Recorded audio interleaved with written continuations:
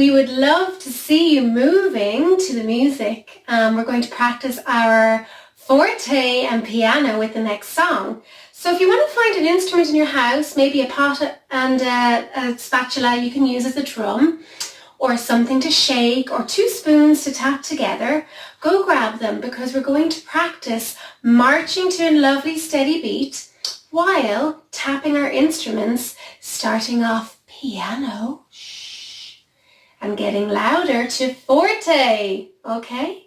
So go grab your instruments now, press pause and come back to me, and then you're going to stand up and march your feet to a steady beat while tapping your instruments. Okay, are we ready? Do you all have something?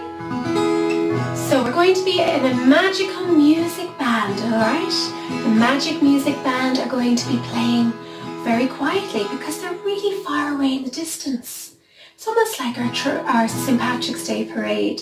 We can hear the music when they're far away very quietly, but as the band gets closer and closer, the music gets louder and louder. So reminding you what their 2 magic words are, we have piano and forte for loud. So let's start tapping our instrument, our spoons, our drums, our pots and pans, whatever you have, really quietly.